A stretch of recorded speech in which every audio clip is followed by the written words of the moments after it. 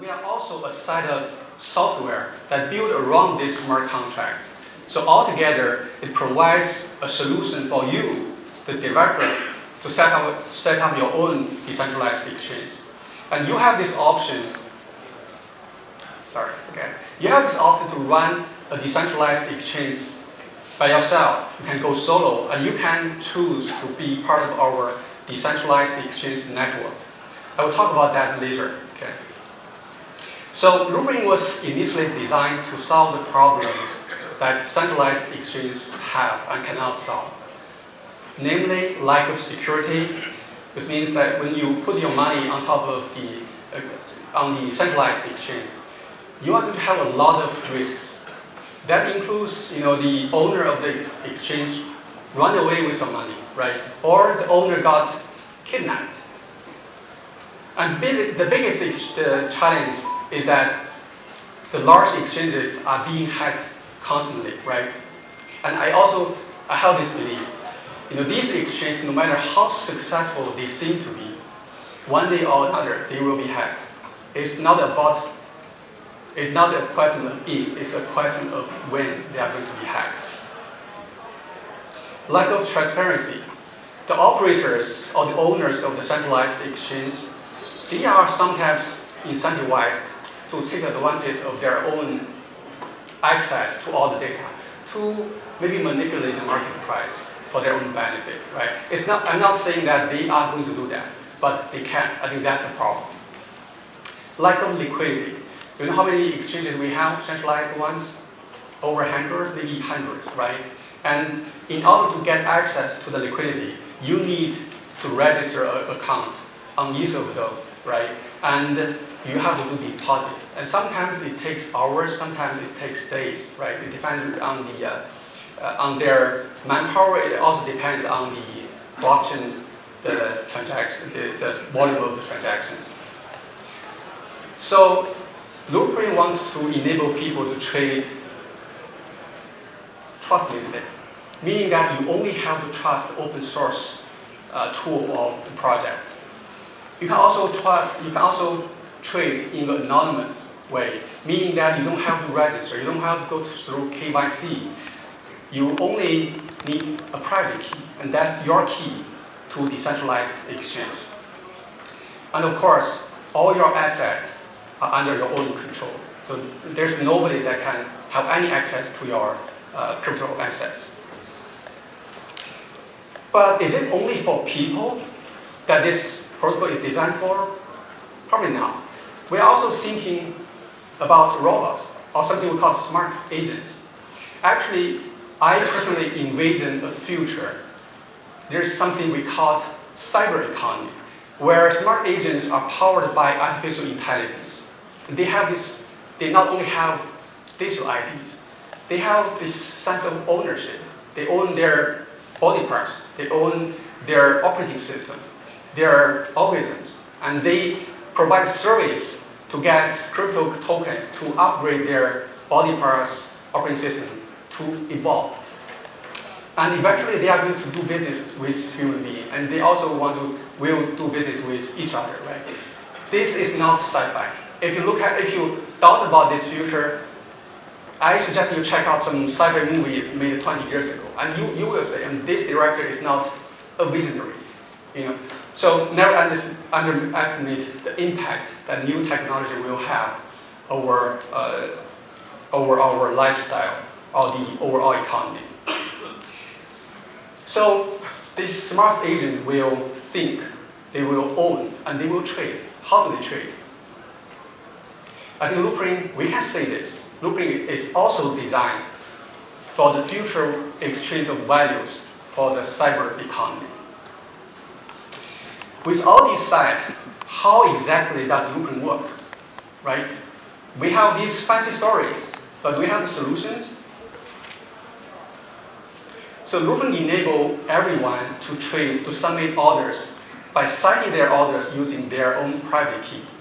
And these orders are going to be broadcasted into a permission blockchain system or network, or consortium blockchain network. So every node in this permission blockchain is going to have access to each and every order. And you can also run a software called a relay. This relay is going to consume all the orders they detected inside the blocks of this permission blockchain. And they are going to build a local database of orders, or order book, right? And this order book will have almost all the orders inside this permission blockchain. The relay has a feature we call ring mining. Basically, it's a process of finding tradable orders. And once these tradable orders are found, they can be put into something we call a ring, an order ring. The ring is actually a payload of a Ethereum or NEO transaction to the public blockchain, right? This public blockchain can be Ethereum, can be any blockchain that runs smart contract. So as a developer, as a decentralized exchange operator, you can choose to run only the wallet, and you will become like a mobile app wallet, right? You may want to do some advertisement for income. You don't have to run the rest of this network, because you can allow users to choose which relay node or which blockchain node their orders are going to submit it to, right? You can also run the wallet, the relay, without running this consortium blockchain. Then you go solo. You are a decentralized exchange. You are not going to share liquidity with other DEX.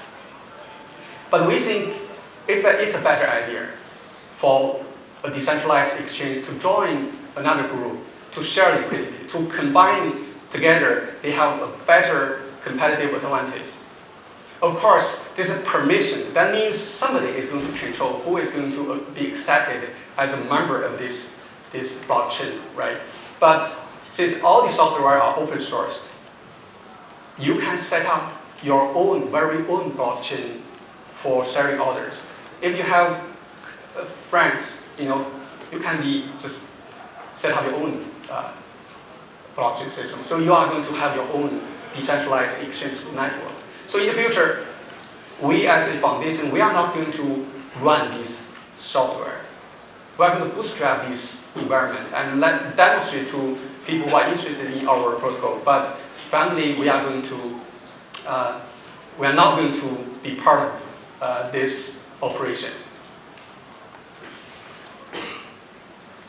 So with the introduction of a tokenization service, or the anchor solution mentioned by another speaker, Loopring is also going to be able to handle token exchange or value exchange for cryptocurrencies on another blockchain, or even the fiat money or stable coins. So what is a order ring? To put you into a perspective, I think I'd better give you a concrete example. Let's say you have 3 orders. The first order is not going to match with any other order, because there's no 2 orders fall into the same market, right?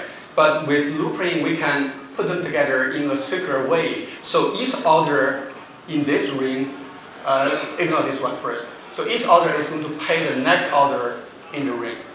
So we can handle up to 10 orders in a ring, but I think 2 or 3 is the most reasonable. And the miner got paid as a transaction fee. And in the future, when our next version released, whoever submitted this order for the user or wallets, they are going to be paid as well. They are going to be paid like 20% of the mining fee. So miner got 80%, wallet get 20%. So everybody gets happy, right? Loopring is also blockchain agnostic. That means it can be deployed on any public blockchain that are capable of running smart contracts. So we have already deployed Loopring on top of Ethereum, and the NEO is something that we are working on right now. So we expect to deploy the first version on top of NEO by the end of April. And it is our strategy to make sure this protocol is deployed on top of the most popular blockchains, maybe up to 10 popular blockchains. So in the future, no matter which one, win in the long run, as a investor to our token, and they will have a better chance of, to win as well. We did our ICO back in August last year, and we have already deployed the first version on top of Ethereum. We also have a working product which doesn't really provide a good user experience, but luckily we have the second version of the software designed, so it's a web-based application. We also offer a iOS and Android app. And our software is busy working on the relay new infrastructure, namely the consortium blockchain solution to share liquidities.